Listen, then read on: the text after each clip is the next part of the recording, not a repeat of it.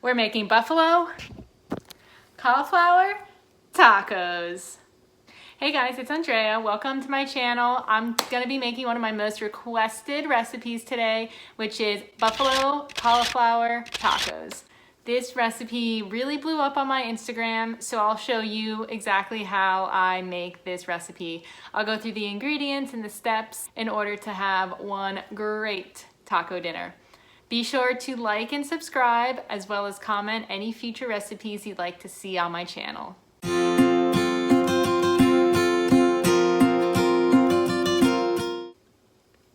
Okay, so for this recipe, I'll go through all the ingredients that we need. The first one being tortillas. I got the Mikey's grain-free, but you can use any tortillas that you like. I just happen to like the ones that don't have grains. Next, for the actual taco portion, we have mixed greens. These are totally optional, but I just like to add a little bit of extra nutrition to my tacos. My butter kind of opened.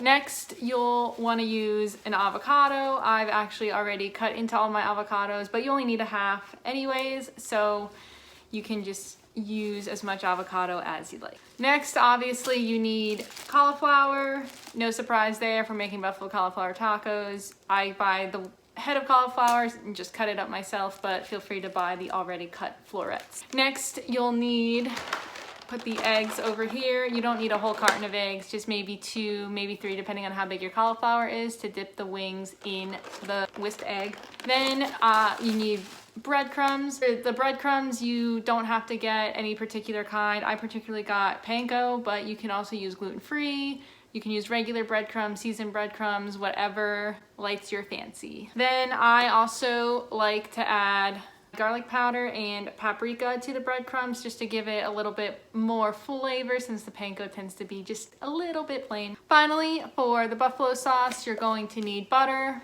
and hot sauce. Cholula is the goat of hot sauces.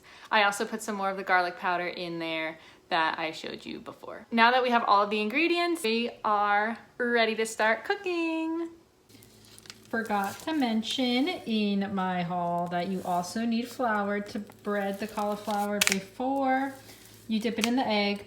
You actually don't have to do this. I have done it without the flour, but all of my comments on Instagram are saying that you should put flour first, so here it is.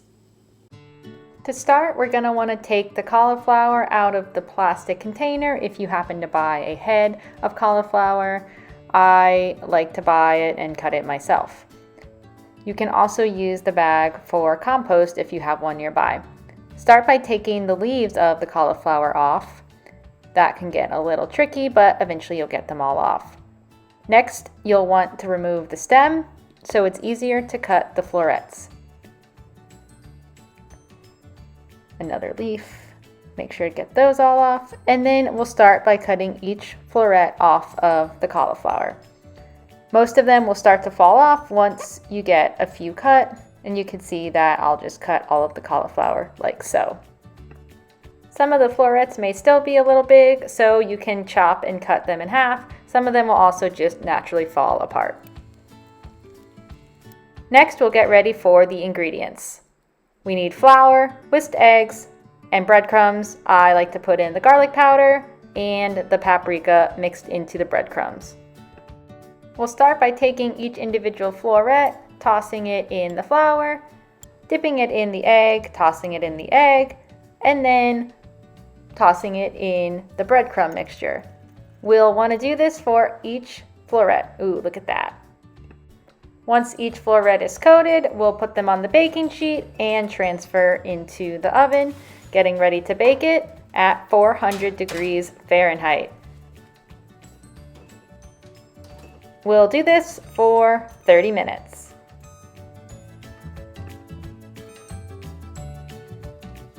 In the meantime, we can prepare the buffalo sauce. I start by taking this butter, using about 2 to 3 of the tablespoons, putting it in a bowl, and then melting the butter. Next, we'll have our Cholula hot sauce. I usually put about 3/4 cup, but feel free to adjust to your taste. Finally, I'll add in garlic powder just to get everything nice and tasty. We'll say tasty.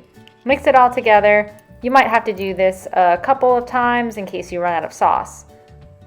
We'll take the cauliflower florets out of the oven and begin tossing them in the sauce. We'll want to take each individual baked floret and start by just tossing it in the sauce. It might take a little bit of time to fully coat it, but you get the idea. We'll want to do this for all of the florets. Again, you might have to make a second batch of sauce. I usually do. Once all the florets, or almost all of them, are coated in the buffalo sauce, back in the oven they go for about 10 minutes.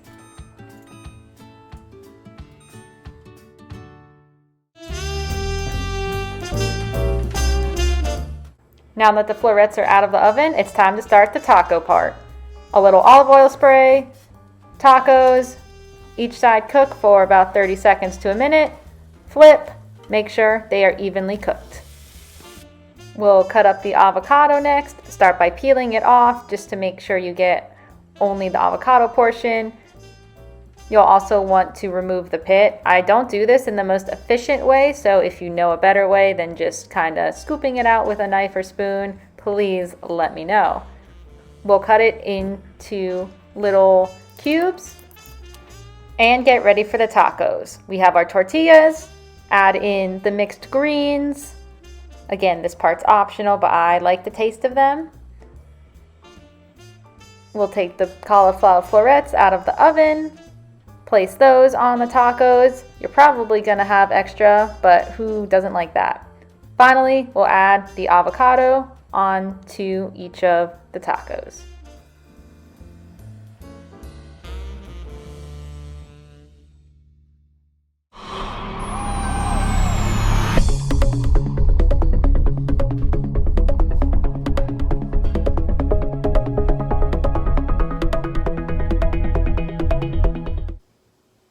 You can make these vegetarian, gluten-free if you use gluten-free breadcrumbs, and you might also be able to make them vegan if you substitute something for the egg, such as flaxseed or a flax egg.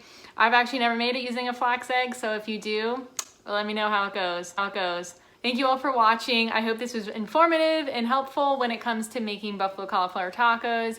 I can probably do an entire channel series of just tacos, and nothing's really stopping me. So more taco recipes are definitely on the way. Be sure to like and subscribe if you like these videos, share it with your friends, and tag a friend in the comment who you might just share your tacos with.